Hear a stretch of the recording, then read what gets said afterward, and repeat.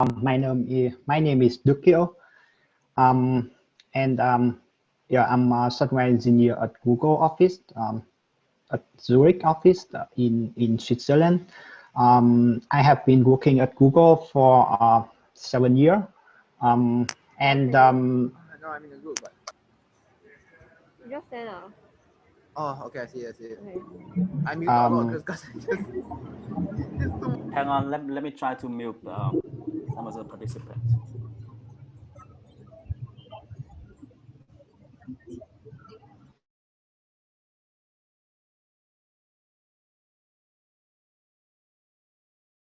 Here, can you unmute yourself? Okay. Yep. Please go Cool. ahead. Yeah. So sorry. I am lucky enough to was working on different parts of the machine learning on different projects on machine learning system at Google. For example, on the movie recommendation system on YouTube, and then on YouTube metric video metric prediction, and then currently I'm focused on the computer vision and on-device model. So it means we want to make a model small enough that it can be fitted in mobile phone device, and that is one way to solve the privacy problem. And today's talk, I would like to give a kind of very high-level overview of the machine learning system, and it kind of larger because it can be used to serve many people. And the title is a little bit exaggerated. It's clickbait because it's no way that within one talk I can cover all the aspects. Also, I would like to this talk to be kind of open, so that everyone can jump in and ask questions. So feel free to ask questions during the talk. Here's what I would like to talk about. At first, I would want to give an overview about the field artificial intelligence, and since it's in the news all the time now, I want to kind of try to explain some concept and some model behind the news, and then after that, I would want to take you step by step in one example to build a kind of fiction movie recommendation system. And then I would like to compare the research and engineer in the machine learning field. And after that, I would highlight the great potential of machine learning application, and I would want to highlight that it's still in very early day, and there's a lot of chance to move on. And at the end, I would want to share some resource. Let me see. Okay. So at first, it's a caveat. So all the information I share in this talk is my point of view, and so it's very biased. So the world is very big. The computer science field is big. The machine learning field is big. And then when we go deeper into each rabbit hole, then we see that everything is specialized, and it's very hard to know everything. So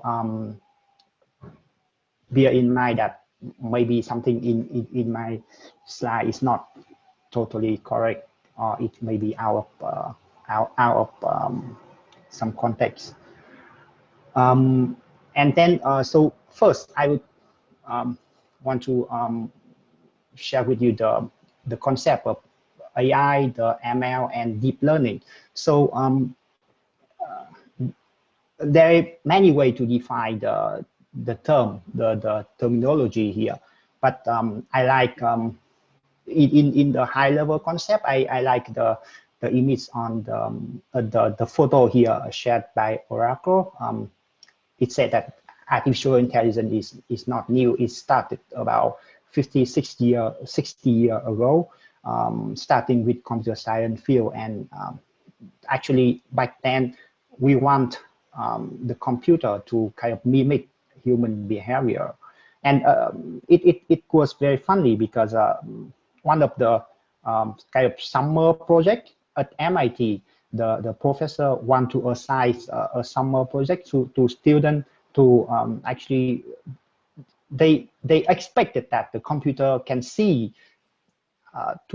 expected to teach a computer to see as human. But actually, after 50, 60 years, and now people still figuring out how to solve that problem. So for computer, it's there's something that is very hard for human, like computing very big number, or like multiply two big number, or remember very long sentences. Is very easy for computer, but it's really hard for human. But on the other side, it's some tasks that is very easy for human, like detecting the face in the image, detecting cat, dog, and listen to some event and predict the thing. And it's very intuitive and easy for human. But actually, that kind of easy, intuitive is very hard for machine. And only recently they can start to build some system that kind of mimic that intuition. As you see, you already see in the news about some system like AlphaGo or AlphaZero that learn to play Go with the high intuition.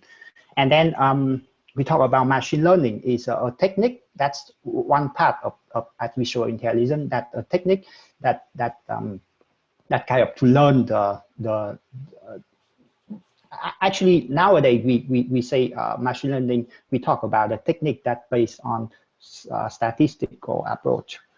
And then with the deep learning, it's even more even kind of more confused, because there are many different definitions. But from my side, I like the definition from Jan Goodfellow in his 2016 book, Deep Learning. So he defined deep learning as an approach in AI and ML, and it's an approach that allows computers to learn from the experience, from data and interacting with the world, and understand the world in terms of hierarchical concept. So here the key for the deep learning is actually hierarchy concept, because we want to build a complicated concept based on the simpler concept.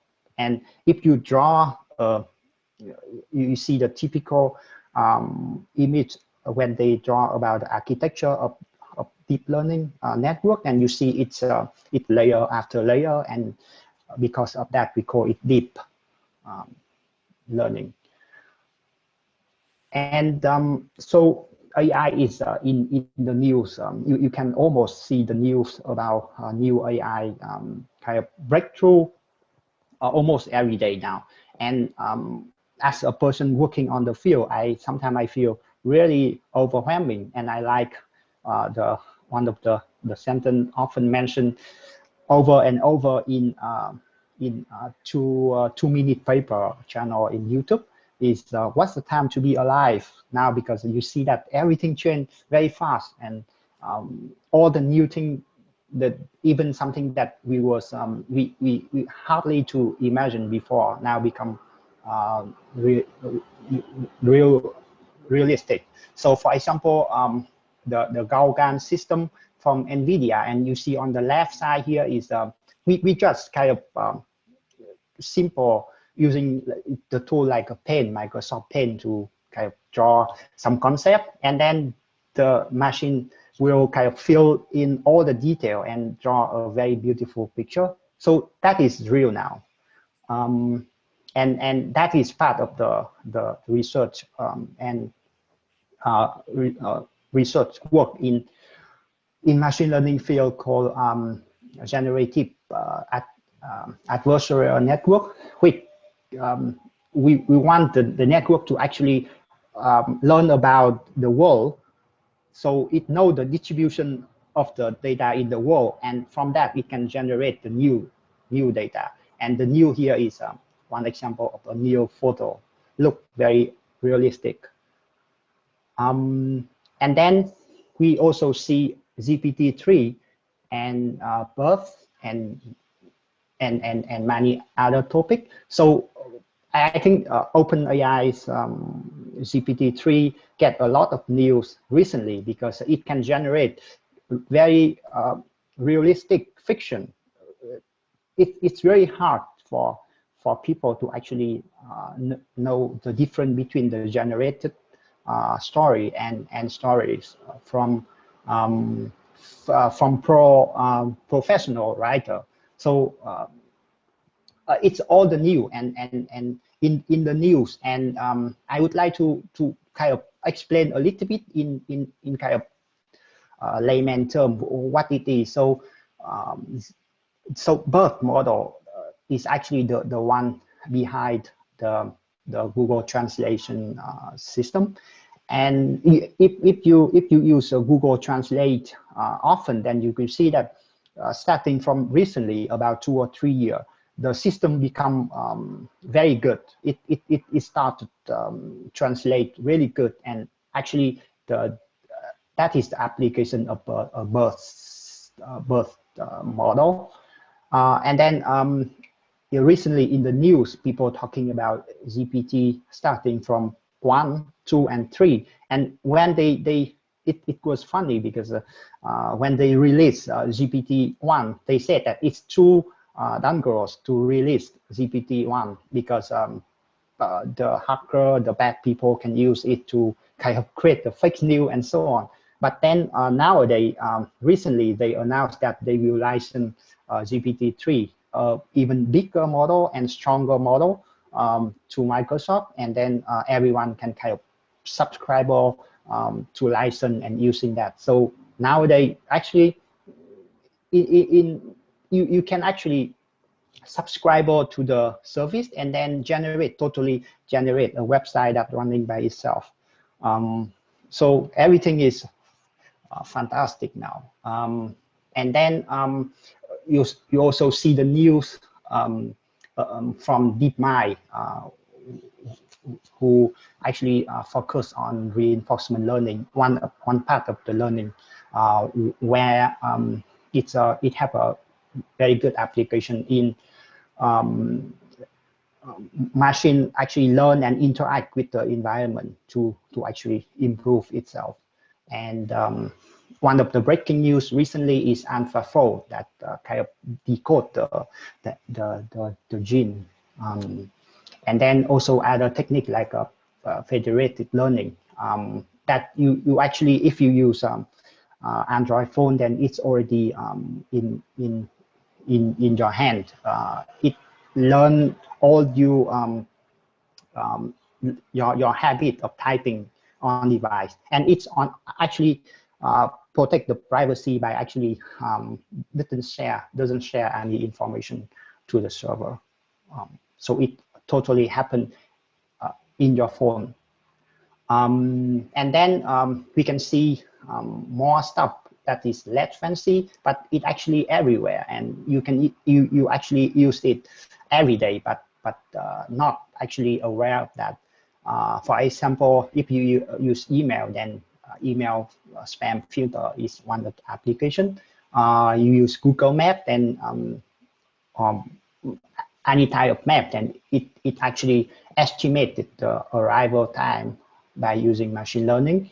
And then also with the speech, with the virtual assistant, Siri, Alexa. And then if you use social network, then you actually use a lot of application of machine learning for all the suggestion and recommendation. And if you use online shopping, then yes, it's one application from online fraud detection, and YouTube with the video recommendation, and also Google search is obviously application of both.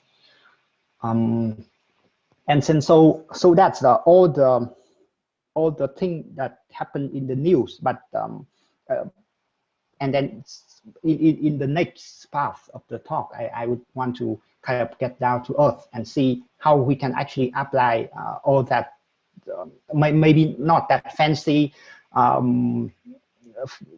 reinforcement learning, but how we can actually apply the machine learning into a very kind of typical problem. Let's imagine we have a movie website where people can come and search for movie, and we want to make the user happier by recommending the best movie to the user.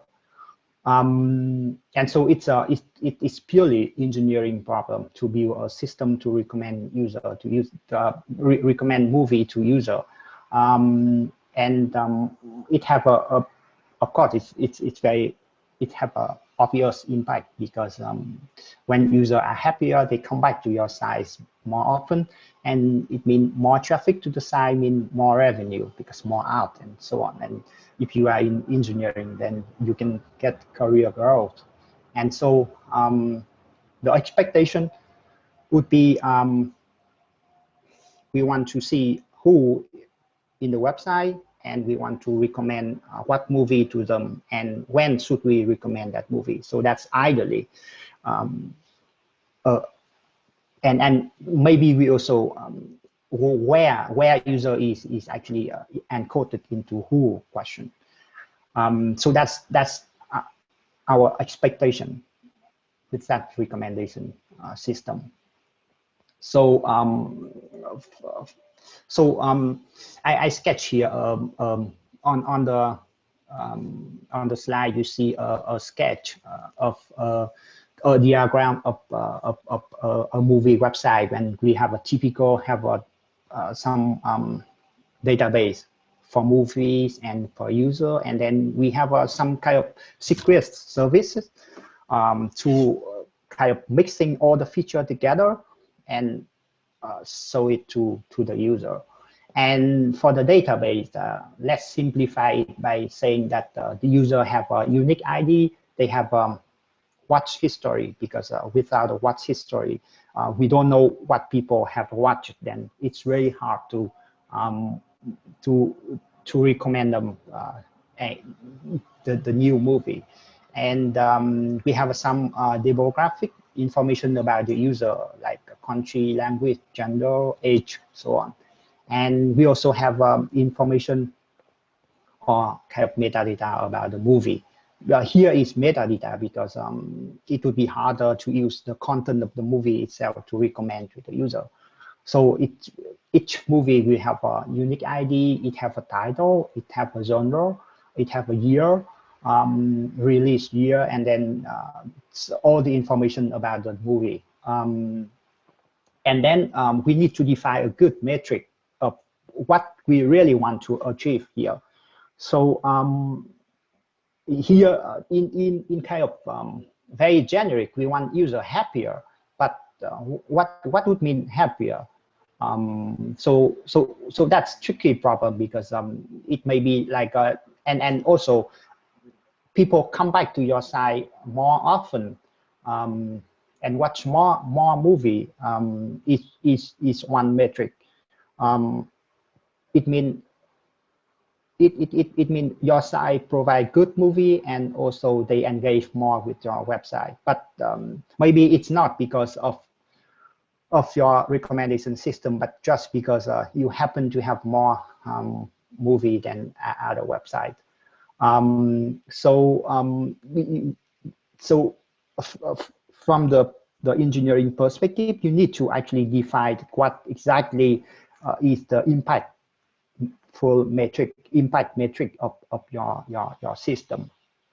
And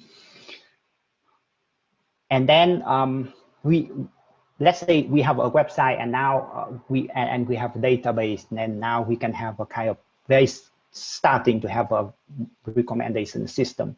And so we start with nothing and just use the database query to actually recommend all user the some kind of best selected movie. And here by best selected movie, I mean, let's say just recommend them the site-wide most watched movie, and then with some secret sauce, you mix that with the new release, with the rate, movie rate, and then you filter out all the movie they already watched, and then you recommend that for all everyone come to your site. You almost recommend the same set of movie, and then that's already good because it's better than randomly showing movie on your website. And then the next step with some more complicated database query, then you can actually group user together and then select the best movie for each group. And here the group can be demography information group like country, age, and gender. And you hope that with the assumption that all the people in that group will share the same movie taste. So that's very simple approach. It's kind of you can implement it almost without any additional tool, using only database. And but it has some disadvantage. It have a strong assumption. As I said, you assume that all users from same group would like the same movie, so have no personalization here. And it's very easy that in the real world, not everyone provide the information about their age, about their gender, about the country they come from. And also, one of the critical thing here is we actually define the best selected movie by some secret sources. It's very biased by engineer, because for some engineer, based on their experience with movie, they may say that, well, I would prefer would like the best rated movie, so best rating movie. So that's why I would have a higher weight for the rate, movie weight, and so on. So it's handcrafted, and it's not how to say, it's not scalable and reliable. So we move on, and with the version 1, it's still based on the database, but actually now you using also more information from. So on the version, the first version 0, we don't use almost no information about the movie itself. We only base totally on user. And now on this version, with a little more complicated database queries, we can include the information from the movie. So we can also group together the info, the movie by their genre, by the director and actor, and so on. And then matching this group of user and this group of movie together. So it's one step further, and now it have a little bit personalization here, because the more I watch in some genre or my favorite director, then I have more information, and so so now it's better than version 0, and now it have slightly personalized. But the problem, the real technical problem here is the more you split the data, the more sparser it is. Let's say you split you group your user into by their demography, then already a small number of user in each cell. And then when you also split the group movie, then also small. And then at the end, a lot of user will end up with nothing in their recommendation. And also, it's not considered the new release movie with new director, new actor, and so on. So the system have, of course, it's better, but it still have a lot of drawback. And so we want to apply the machine learning. And actually, they have a kind of handbook of rule. And the number one rule is actually don't be afraid to launch a product without machine learning. So you can call it machine learning because actually it depends on the level of machine learning. But the system, everything in the first and the second version, you already use some statistic approach. So it's already type of machine learning, very basic machine learning. But nowadays, people often think about machine learning and think about the deep learning. So also it's they want to use the fancy word, but actually it already there. And so rule number 2 is when you start using machine learning, let's start with the metric, because it's the best that not only for the system because we really want to know where we want to head to, and also for your career, you cannot just add more and more complex into your system and ask your boss for promoted, because more complex system would mean more resource and more error to be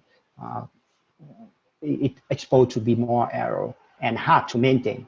So define a good and simple metric is the best. And then yeah, the rule number 3 is actually instead of heuristic complex rule, use machine learning.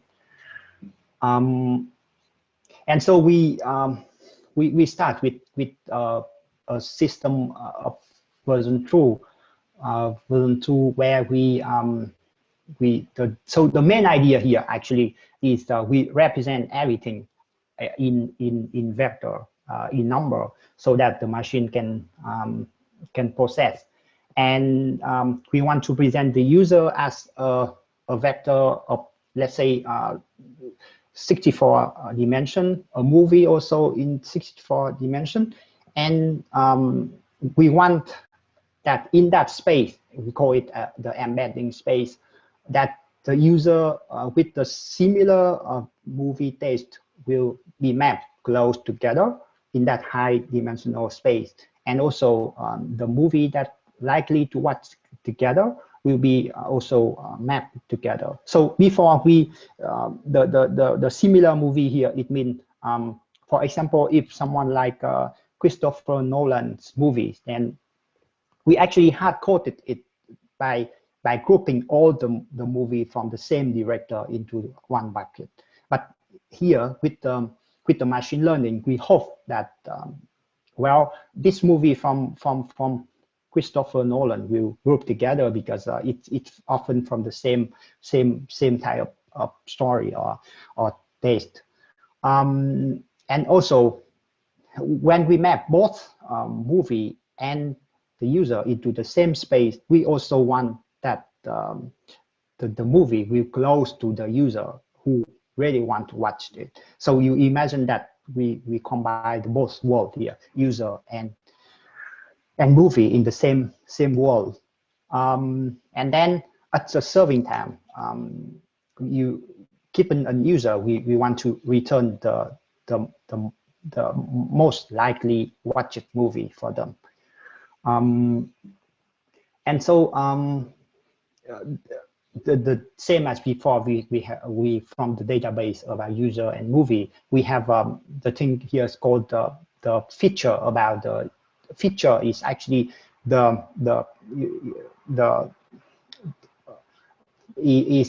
attribute that represent user and movie. And here we have used almost the same with the age, with country, with the language, and this also for the movie like before. And yes, and the problem now is how can we represent the feature, because machine need the number of vector.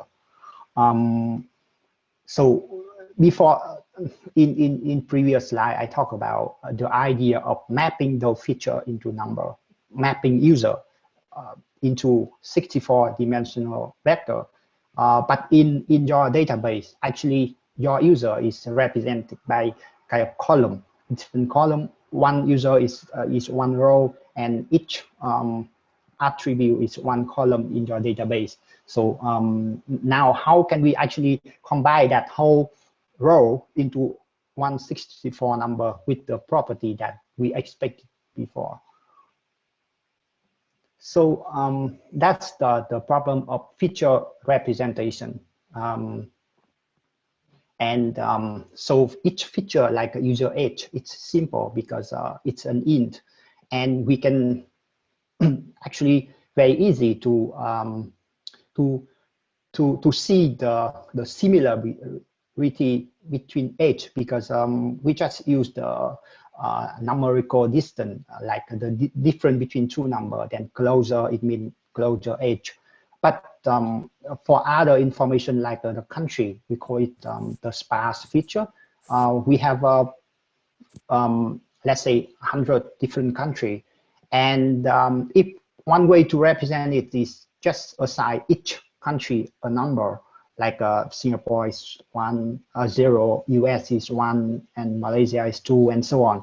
But then it's not semantic in the mean that, well, for example, in this example, US and Singapore kind of close together, but it doesn't have a meaning because it's totally random. You assign a random number to it.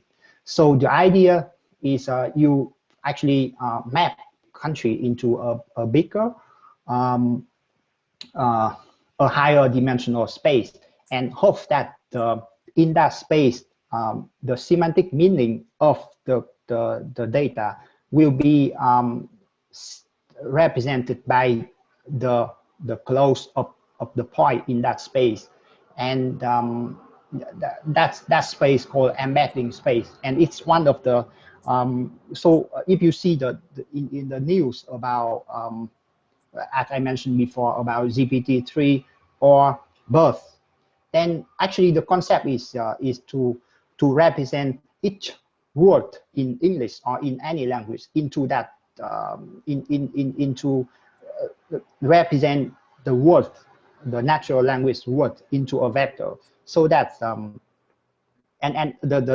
so that similar words can be close together. So for example, we can search for synonym or acronym in that space,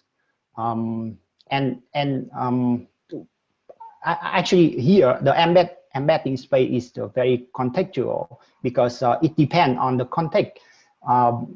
Each word can close together. Like if we are talking about Paris and Zurich in terms of the demographic, then or geographic, then it's close together. But in terms of the language, then it's totally different, because one city is speaking French and another speaking German. So it's very contextual, semantic dependent, and by that I mean it's based on your training data. Then you get different representation in that space, in the embedding space, and then with this version of movie recommendation, let's say we form it into the binary classification problem. So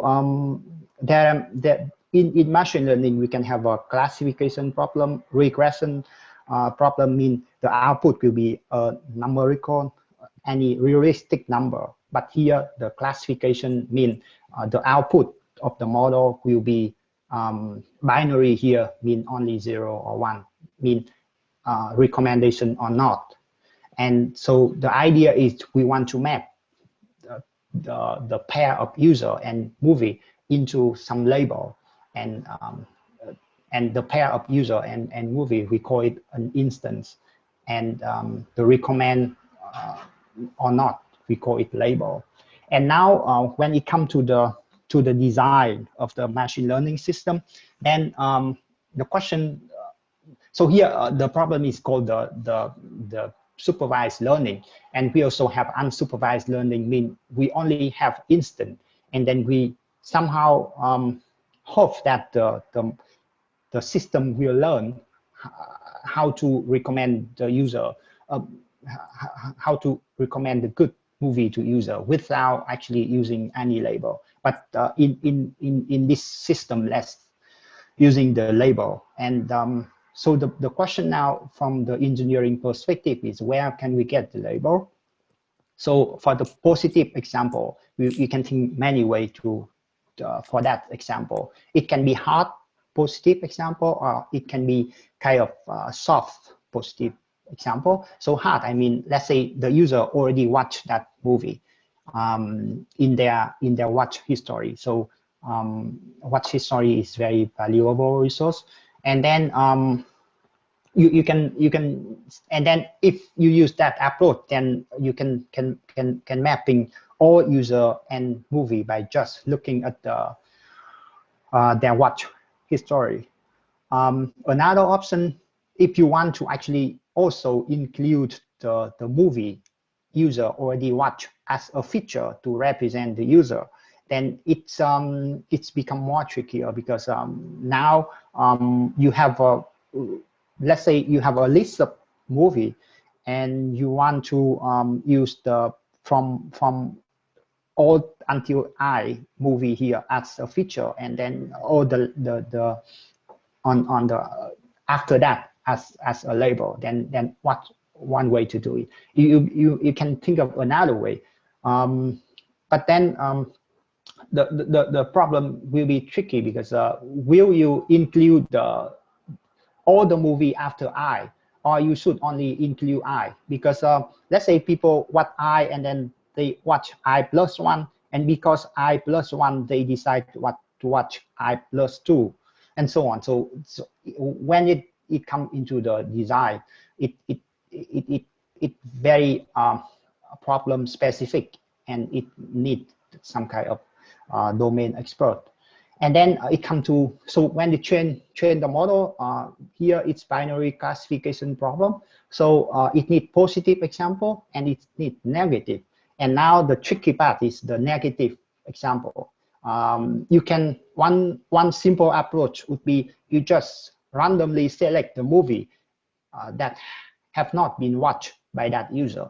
But that's have a problem, because maybe that's movie they didn't know, and if you recommend it to the user, they may want, they may like it.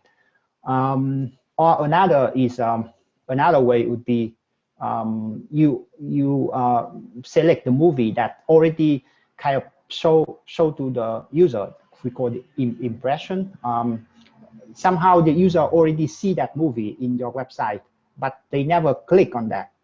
It's very strong signal saying that they actually don't like that movie. And so when it comes to the detail, the one message here is it requires the domain expert knowledge to actually to encode that into the system design. And so that's the label. And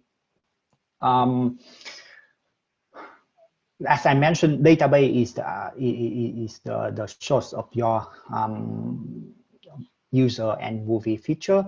And so so as I mentioned, the normally in your database, the user data and the movie data is a row in your database. So now you need to convert that that format of user and movie data into a format that can fit into the ML system.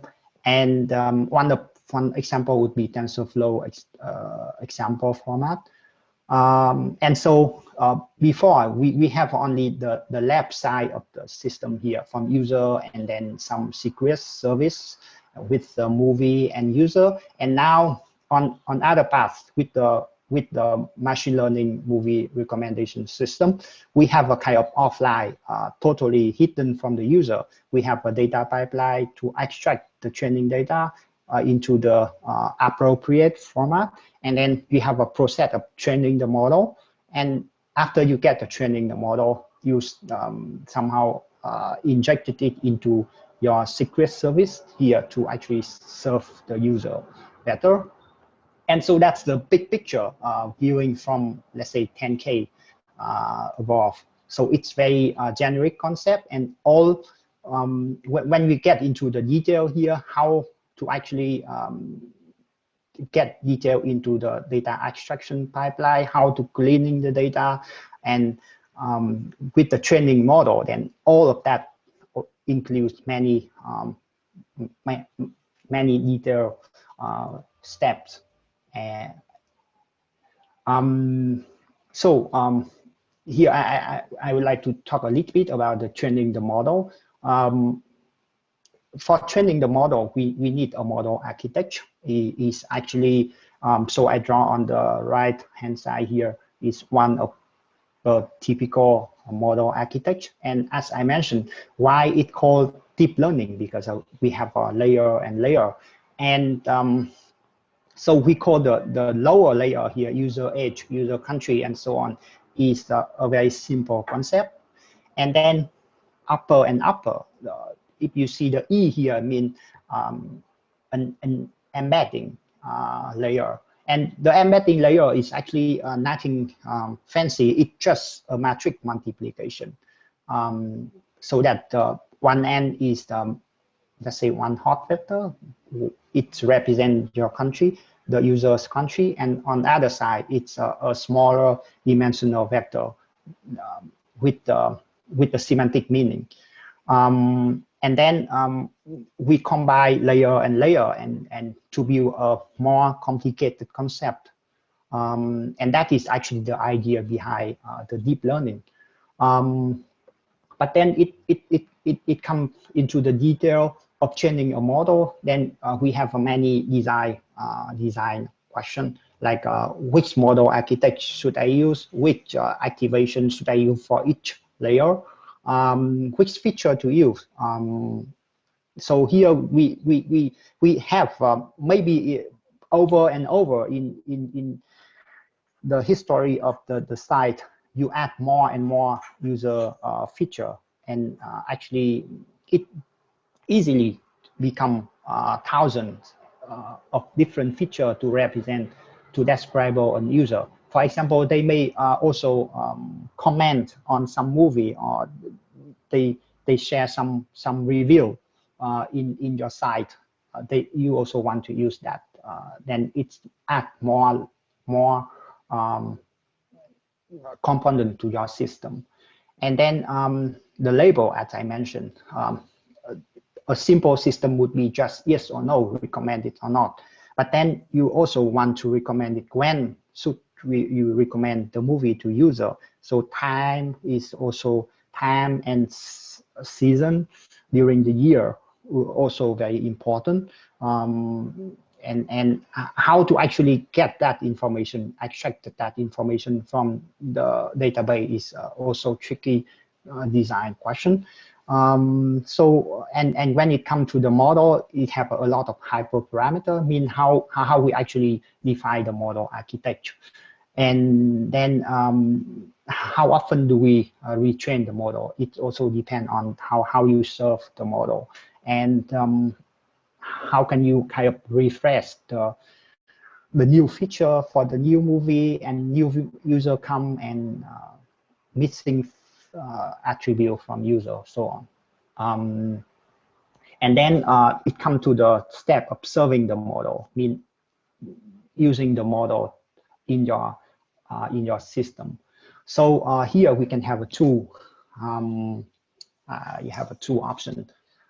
At least I can think of it, so online and offline. Online, it means that we host the model somewhere, and then every time when a user come to your website, you will send an RPC request to that server with the information about the user, and then you get back a list of most highly recommended movie. And so that's a design question here is, if your model is big, then you need to take care of the serving service, and also the latency to the service, and also the QPS, the query per second. How many query can you serve? That it also depends on the your website. Let's say it have 1,000 or 1 million user come to your website per day, then your model, and they come every time they come, or every time they open something, you want to send a request to the serving model, then it will become very challenging design problem. And then another option is, let's say you have a bunch of resource offline, so you can pre-compute the recommended movie for all the user in advance and put that into your database. So every time the user come, you just query the database, query your database with the recommended movie, but then it will come into the freshness of the recommendation. And also, given, let's say you want to recommend 100 movie for each user, then it's multiplied by the number of user. It's a lot of storage offline, and maybe you run it for user, but they never come to your website to actually use that information. So so my point here is, when it comes to the ML system, then it have many kind of tuning design question. And then after that, we need to kind of checking the model quality. How can we validate if the model really work, or it's only kind of application of fancy concept, but no actually impact. And also, when it comes to real world, then data quality is a big challenge. It always have bad people want to spam your website with kind of very spammy information, and then it's always missing feature, and then the feature abnormal because, for example, suddenly from somewhere in some country, the peak become a lot of traffic coming from that reason, and you also want to debug that and look into, try to understand why. And so I get that in your class you saw this big picture. So what I just mentioned is actually about designing the model.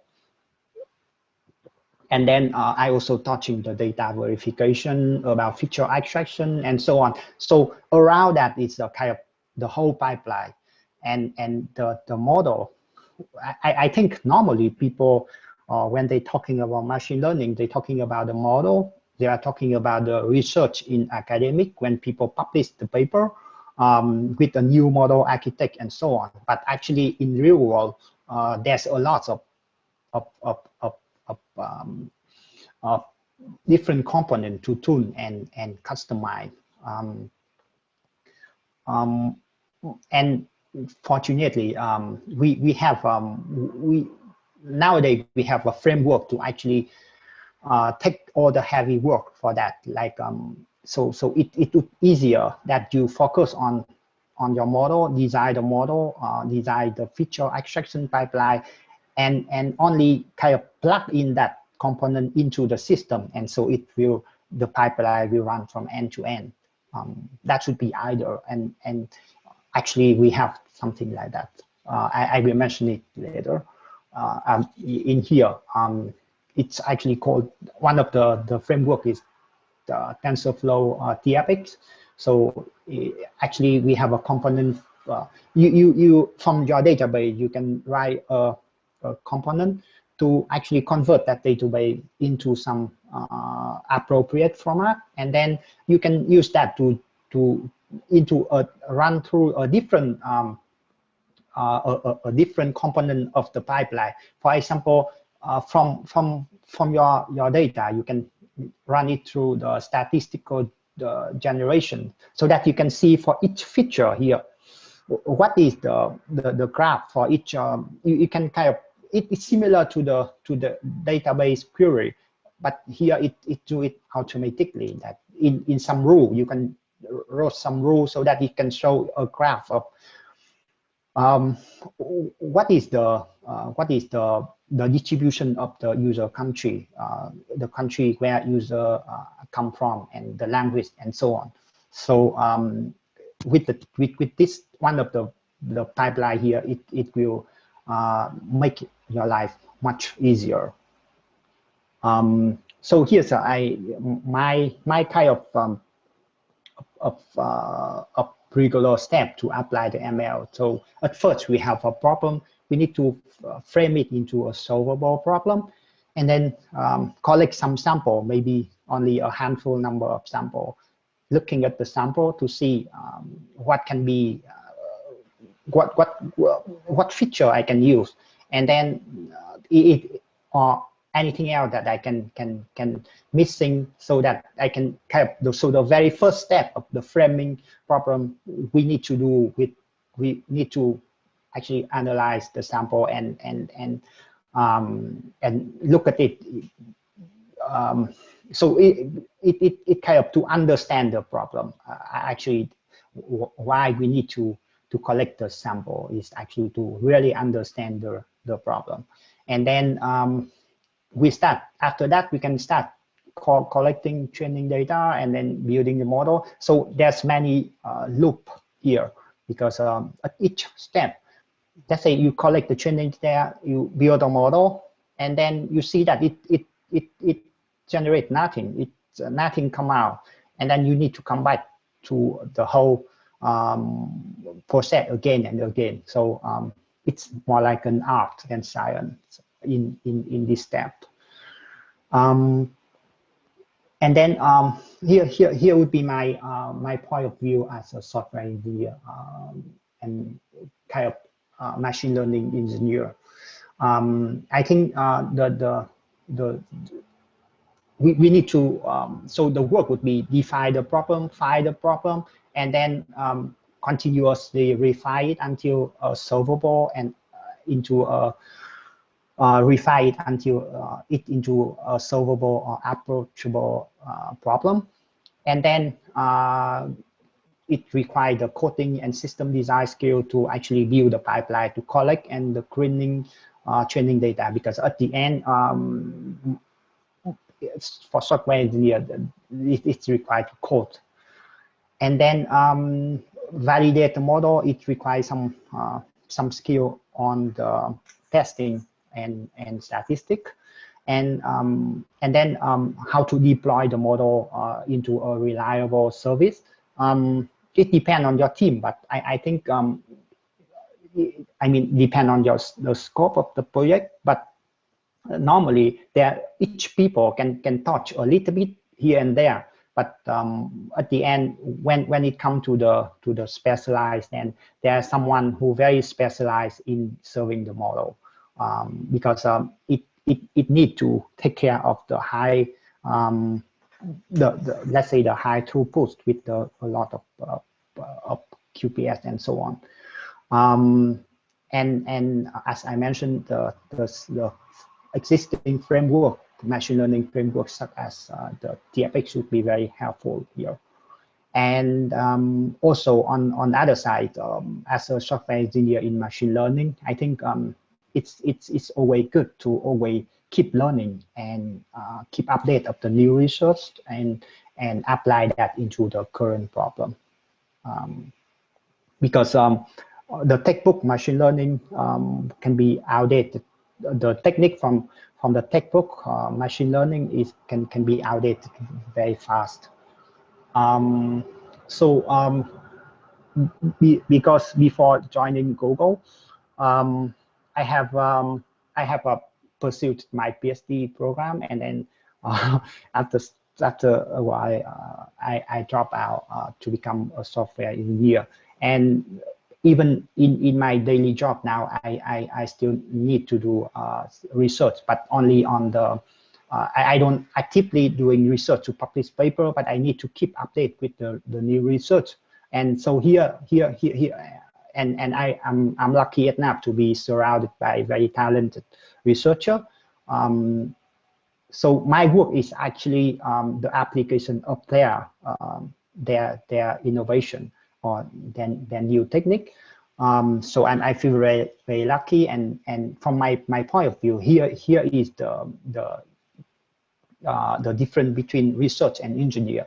So about the difficulty, both require engineering skill, very strong engineering skill, but they have a different focus. For example, when it comes to engineer and the research, especially the machine learning researcher, they focus on actually transfer the abstract concept into some prototype model. So their approach would be move fast and fail fast. And if you know about the AlexNet, one of the key paper in deep learning, it's kind of a breakthrough, and starting from that, the whole field kind of reincarnate. So it come alive again after a long winter AI.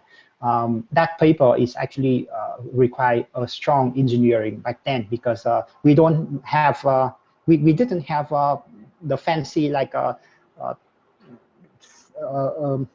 fancy on an easier framework like a TensorFlow or PyTorch. Now I think now you can implement what Alex implemented about 8-10 years ago in just a server line of code. But back then it's really difficult, because he need to split his model into 2 GPU. So if you read the code in detail, it's very complicated. And on other side, for the engineering, we want to apply the result and build a reliable and scalable product. So it requires very well designed system design skill. And on the focus, I think on the research side, they focus on the novelty. It doesn't make sense to just solve the problem that already have answer in academic. So they focus on the new problem, inventing the new algorithm or architecture. But on the engineering side, it's more on applying skill. So researcher build some prototype. It may be work only on a small data set, but then when you bring that into the real world, it's totally different. And sometimes they say that for the complicated model that work on the small data set, we can just kind of trade off with a lot of data, good data, and use very simple model. Sometimes it's work. And when it comes to the problem, then on the researcher, academic researcher, it's often kind of very, not always, but it's defined, well-defined target. You want to beat this, given this data set that everyone published paper on, let's beat it. Take in 0.5, 0.1% better, then you can publish the paper. Of course, with some novelty with some novelty. And then on the engineering side, it's more like solving the real world problem. Sometimes we don't actually care if that approach is novel or not, but the problem is novel and no one solving it and need a solution. Then I think that's the focus of the engineer. And when it comes to the data, then normally in the academic world, they use a fixed public data set, and the scale of the data set is somehow small in compared with in the industrial size. On the industrial or engineering, we can have for my daily job, it's easy to have 100, 500,000 million image data set to process. And on the academic side, ImageNet, which is the biggest image data now, is 1 million. Also about the number of label, 1,000 already big, and on on the industrial side, maybe it's millions. And also on the, I think the last is about the modeling. They focus on the novel, and on the engineering, it's more like on applying the state-of-the-art research result to solve the problem. And also when it comes to engineer, then you have seeing the kind of machine learning context like a cargo size, and you can kind of apply the what in the course and textbook into cargo problem. The problem in cargo context side, but it's almost the same with the research world, where it is a well-defined problem with the well metric that people already define, and so that you have a dashboard here to compare to each other. And when people publish the data there, it's somewhat already clean, I think it's very good playground and a good place to actually learning and step in your machine learning knowledge with the real data. But on the engineering point of view, it missing some point, because in the real world problem, the data don't often exist, and you have to kind of build a pipeline to collect it with some also cleaning by yourself, as it's part of the job. And then when you apply the model in the work, it have a different level of complexity. The most easy one is actually you can come and take a pre-trained model and apply off the shelf into your problem. When you gain more experience and get more knowledge, you can kind of tweaking the problem, fine-tune it to match your requirement. And then at the last one is actually invented a new model architecture, new learning algorithm, and so on, and publish the paper. Yeah, that's the each problem have the different level of complexity. And I think, as I mentioned in the beginning, that kind of what's the time to be alive now, because in comparison with the time when Alex published the paper about AlexNet, then a lot of tool and framework and resource now available for everyone. And so I think there are many real world problems is waiting to be solved, and or new problem to be invented, and it's only limited by our imagination. All the tool needed, I think it's is available now, like the cutting research of like a T5 model or the BERT are all open, and we have all the pre-trained state-of-the-art model that public. You can take it and play. And also the computing resource now is free or really cheap with the GPU and TPU. So the model that Alex trained before, it takes days or week, and now you can train it in about hour or maybe minutes if you have a more powerful. And then the education, the chance to learn new machine learning technique is everywhere. You can learn it from YouTube. I think I see that in ML world, people are really eager to share their knowledge and share their share their knowledge and share their invention in YouTube. Also, the open education platform like a Coursera, there's a lot of courses.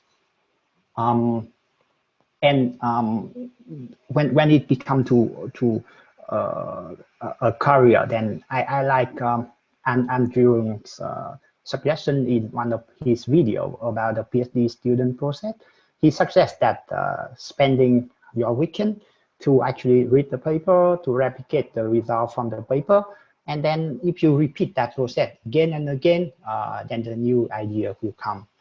And then he also suggests that to be realistic about the artificial intelligence application, because normally people imagine that the AI researcher is someone in the room and then kind of design and doing the thing that change the world. But I totally agree with Andrew that actually almost all the thing that most researcher and engineer working on is dirty work, like collecting the data, cleaning the data. When you invent a new architecture, then it's not kind of you just drawing it and then it's work like magic. You need to fine tune and tweak here and there and so on. So a lot of engineering effort, debugging, and so a lot of patience required. And I want to share the resource, the list of resource here. So when it comes to book, with the practice, then deep learning with Python by Cholet. He's actually the creator of Keras. And the book is great. But actually, you can learn all the content from the book from the website keras.io with the guide, and also the tutorial about TensorFlow. And I think with the PyTorch they also include a lot of tutorial. But I personally don't use PyTorch, so you can easily search it. And when it comes to theory, then my favorite book would be Deep Learning by Goodfellow. I also like Kevin Murphy's book, Machine Learning with the Probability Perspective, but it's a little bit more theoretic. And recently, Google published a book about the software engineer at Google, and you can take that book, and that is about the software engineer.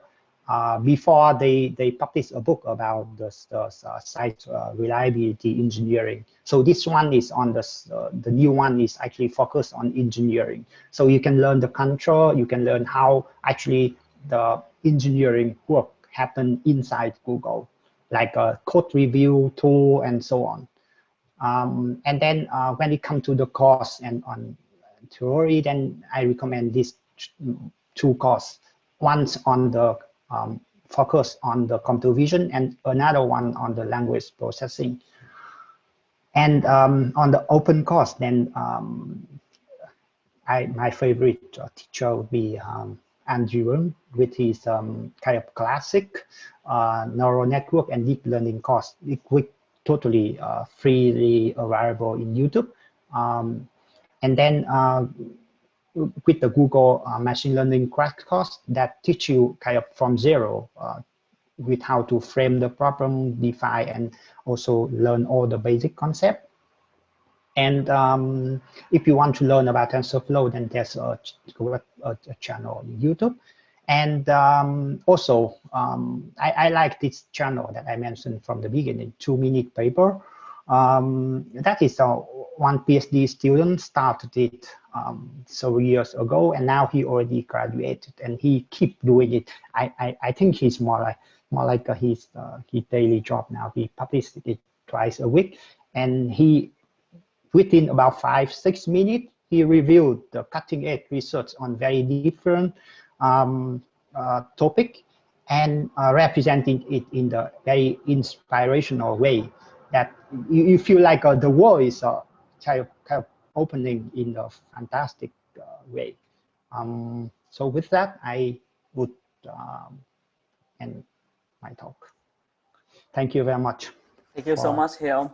Thank you for very interesting, and I think the last few slides are extremely insightful. And I just give a few minutes for the students to ask questions. Please, if you have any questions, please go ahead. Either write it on the chat or unmute yourself and ask a question, please.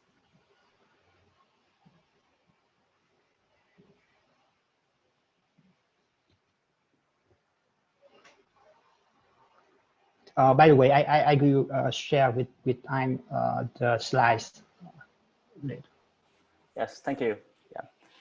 So all the link is there. So any questions, guys? Any questions regarding like the way a typical software engineers in this machine learning area works? Anything you want to ask?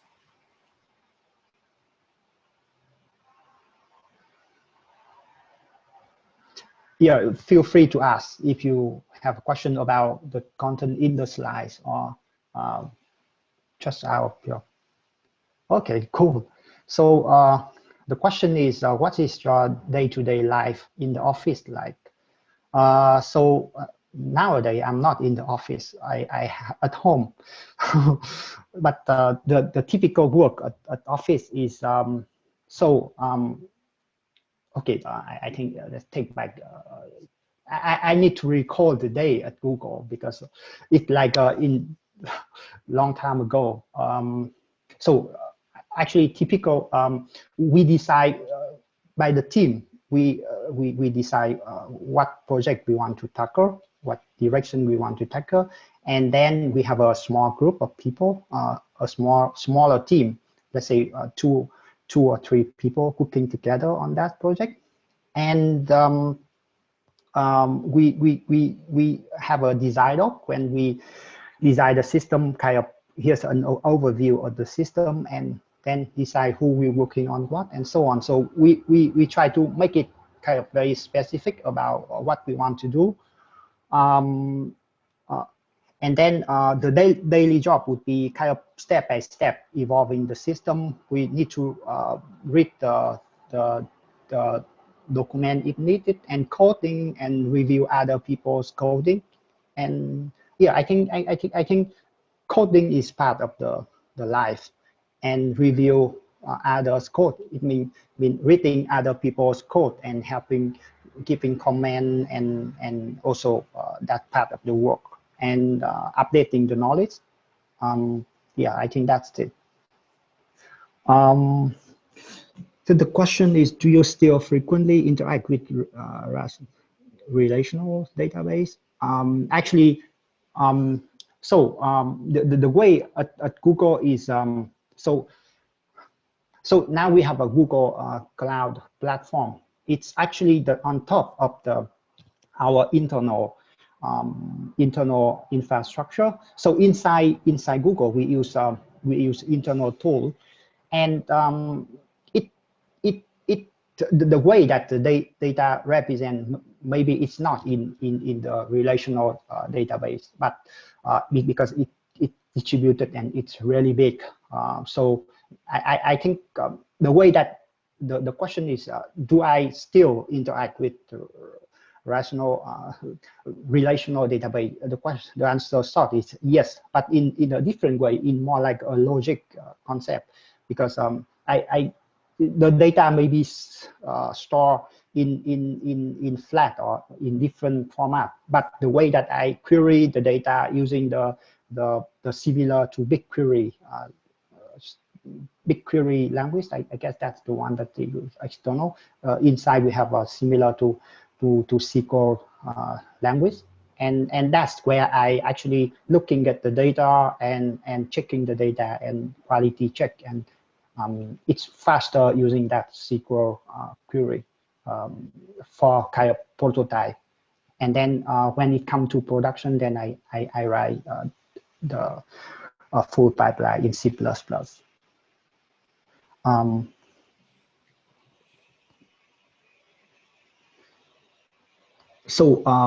What database paradigm? Related to that, I actually don't have any specific answer about that. But as I said, I use it in a logical term, concept, or meaning. Next question, any idea what kind of things Google are looking for when hiring an ML software engineer? That's a good question.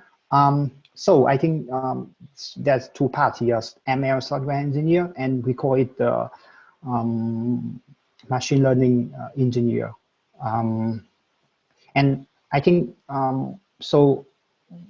When it comes to software engineer, then we have a kind of a bar, and then we come to software engineer, we want to kind of combine the both with the ML knowledge. If you are a fresh student, then I think the experience is not expected. But I think if I'm interviewed, then for ML software engineer, then I would ask the basic concept. So you kind of understand the basic concept. And so for the ML engineer, so if you are a fresh grad and you don't have any experience, and you apply for ML engineer, it means that you expected that you will working on that from the beginning. So I think that's the intention in the question. So what would be the expectation? I think yeah, definitely the engineering skill, coding skill is required.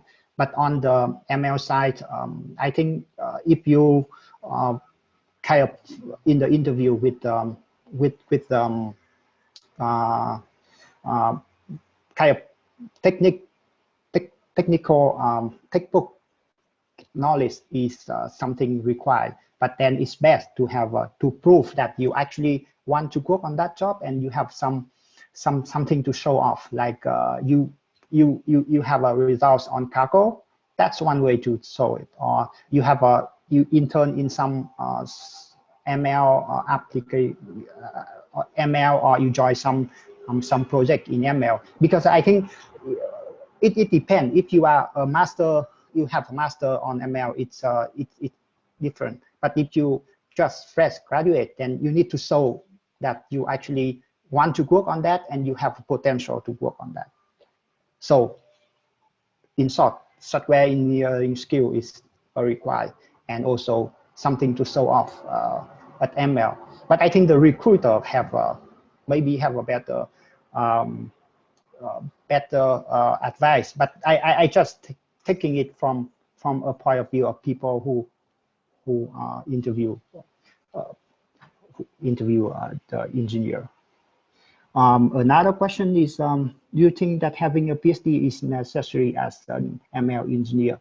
Yeah, as I said, from my side of view, I think not really, because with the PhD, it's more like you want to do some serious research. Of course, within Google, we have a research. So, but here you said that you asked that want to work as an ML engineer. So I don't think that is necessary. A master maybe, or as I mentioned before, some proof that you really have a potential to work on that. Hello, I think I'll ask a question. So my name is Bitin, and thank you for the wonderful talk. So my question is on federated learning. So I just want to ask, have you worked in the specific federated learning domain? What are the engineering challenges that you face? Because when you take the research side of federated learning, there was a lot of research going on privacy aspects, even though it is supposed to provide privacy. But like it's say that you can actually break privacy by looking into some patterns of doing machine learning. So I just want to know if you're working on federated learning in Google, and if you're working, what are the engineering challenges that you face in providing privacy? Also, along with that, is there any security other than the privacy aspect? What are the other challenges that you're actually addressing?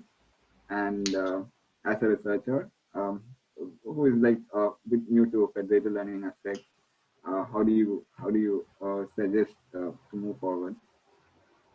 Yeah, so I don't directly working with the fair. I don't apply federated learning directly to my work day.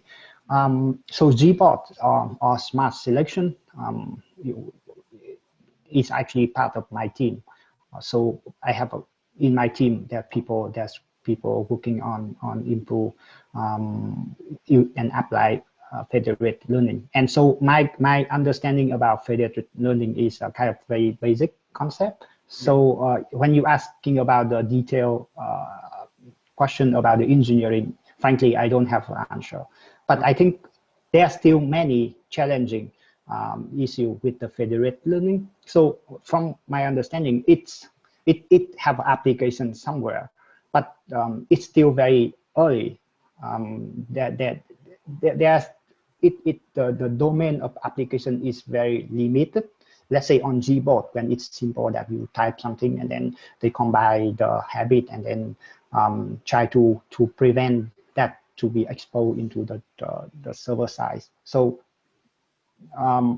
privacy, as you mentioned, fairness, another question, and also about abusive. When let's say people want to abuse the system by generate a lot of bot and then kind of to dominate the server, the kind of behavior, then that's still a problem.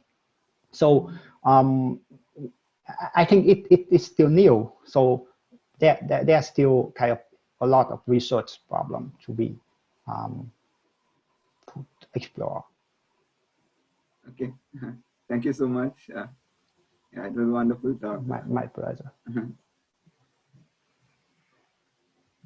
Okay, so while we're waiting for other students to ask, let me ask you one or two questions of mine, if you don't mind. Yeah, so sure. I think I remember in the last few slides you mentioned about the challenge of deploying the machine learning in production system, right? And you need a team of people to actually to maintain that systems. So are those people the same as the DevOps people who maintain the general infrastructure, or in Google, do you have a special team just to maintain the machine learning system, a special DevOps team just for that? And yeah, I see. That's very good question.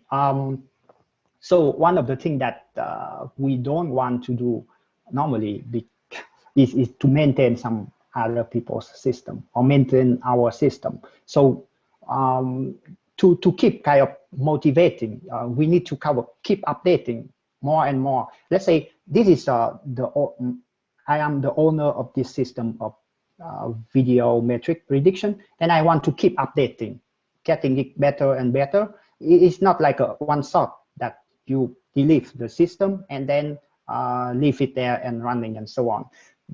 If that is the case, then we call it the system is deprecated. It means that it will be replaced by something new. So at Google, everything is kind of keep alive. I mean, by keep adding the new thing and adding the feature. But yes, of course, that's the case when it comes to the system that no one wants to working on this anymore, but no one wants to replace it because it's too complicated. It was built up for a long time with heuristic system, and now it's too costly to actually replace it.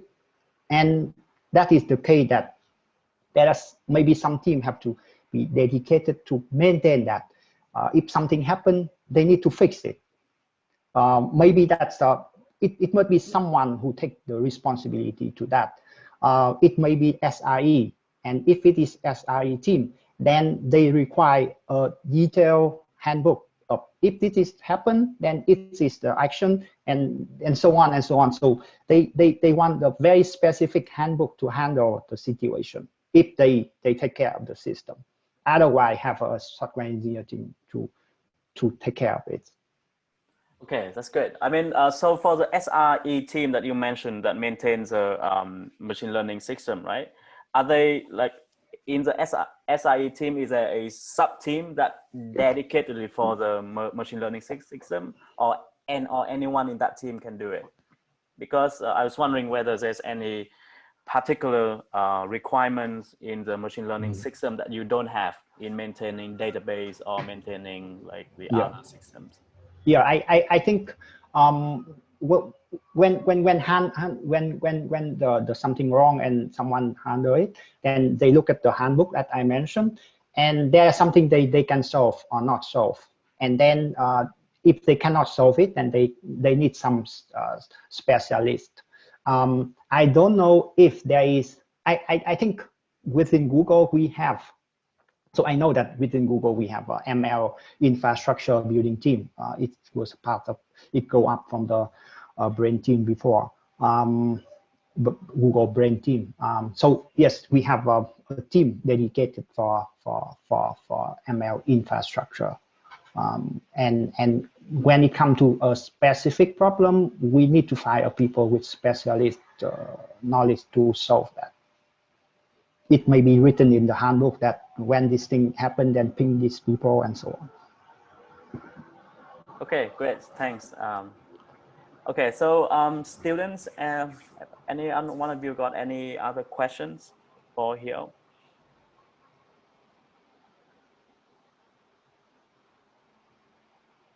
All right, just a general question then. I mean, you mentioned the role of a ML engineer. How different is this to a typical data scientist? Because I thought the data scientists also apply machine learning model to solve real world problems. Right? So what is the difference here?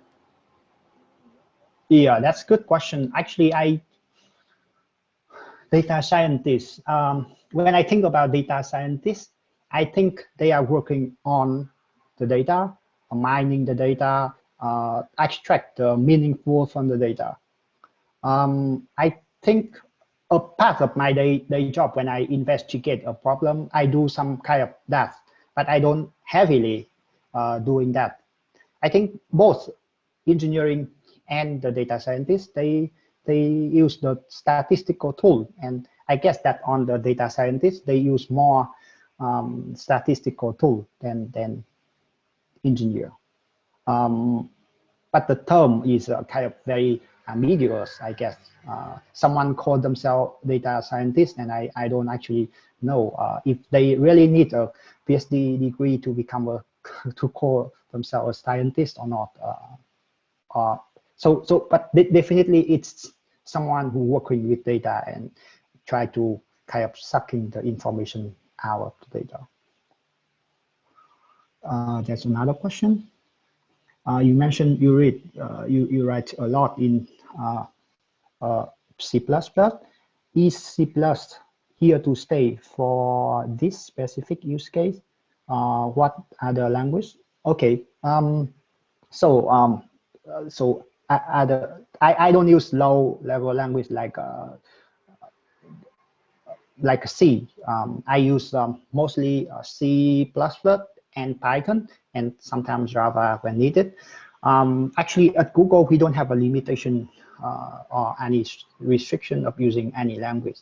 If the project needs it and I need to write Go, or I can learn to need to write JavaScript, but it's not kind of in expert level. I mentioned I write in C++ because one, it is just because I used to write it, so it's quick for me to write it. It's faster. I can also write the Python pipeline using the Beam, Apache Beam API, but since maybe it's shorter, but because I use with C++, so I use it. It actually no specific reason. And yeah, so the answer would be, I think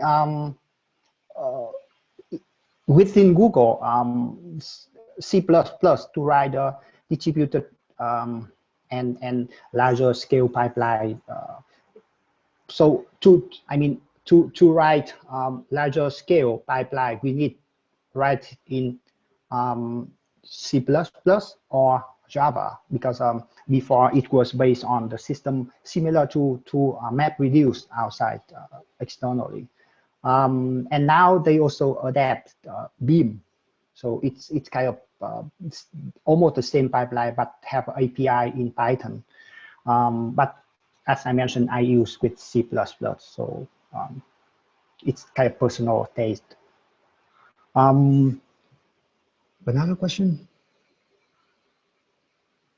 machine learning and data science is cool, but where do the system admin and fit into the ecosystem?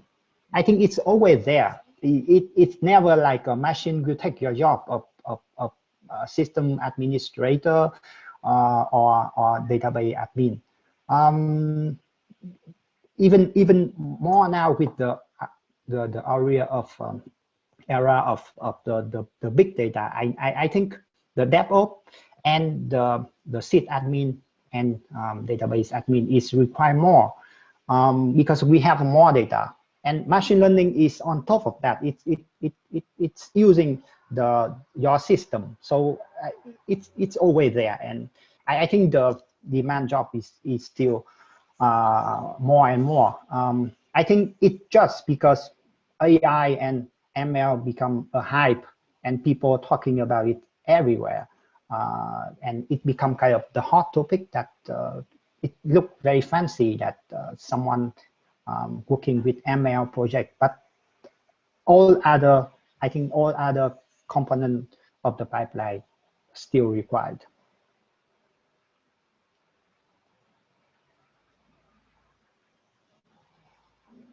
Okay, great. Thank you. I hope that answers the questions here. I think we still have time for one or two more questions, if you have them. Yes, there's one here. You mentioned that you was working on ML model to be on device to improve privacy.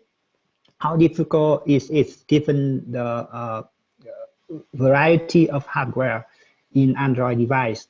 What considerations are made? So fortunately, we have a framework called TensorFlow TF Lite, and we don't, when I'm talking about apply the model to the on device, I don't kind of talking about tricking the model to make it fit into the device. It of course I have to make it smaller, but there's a framework. I mean, there's the TensorFlow Lite. That is a version of TensorFlow that working on Android and on different device. So my focus is on the model. I want to make the model perform good. So we have a server-side model that can run on multiple GPU or TPU. And then the challenging would be create a smaller model that doing almost the same job, but with smaller size that can run on device and run on the TensorFlow Lite framework. I hope that's clear. So we have a model, and then we have a framework to run that model on device. So my focus is on the model.